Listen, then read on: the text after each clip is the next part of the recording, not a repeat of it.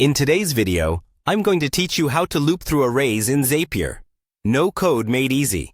If you've ever wanted to simplify your workflow or automate repetitive tasks without diving deep into coding, this is the right place. We're going to break down the process of looping through arrays in Zapier so that you'll have the confidence to automate your operations without writing a single line of code. First, let's head over to Zapier's website. If you're not already familiar with Zapier, it's a powerful tool that lets you connect different apps and automate workflows. You'll start by going to their homepage. Once you're there, look around and soak in the interface's design, which is intended to help you create efficient workflows called zaps. The next step is logging in. Click on the Login button, typically found at the top right corner of the page. Here, you'll input your credentials. If you haven't created an account yet, take a moment to sign up.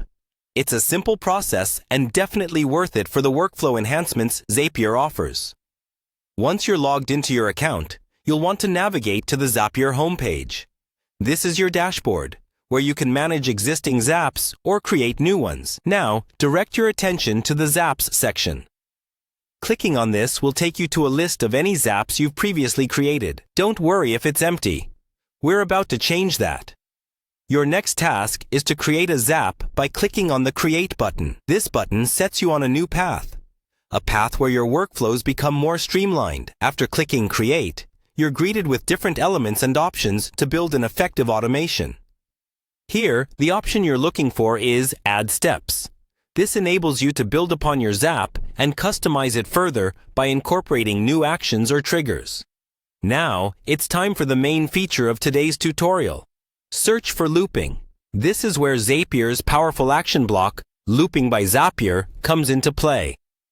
Type in looping into the search bar and listen to that satisfying click as you select Looping by Zapier. Looping is essential when you're working with lists or arrays and want to perform an action on each element individually. This feature rounds out today's lesson, and it's the key to making sure everything operates smoothly within your automated tasks. By following along today, you're setting yourself up for success. You've learned the fundamental steps to loop through arrays in Zapier, gaining a huge advantage in automating your day-to-day processes. Congratulations on taking the first step into the world of no-code automation. Keep exploring, and soon, you'll be a Zapier pro.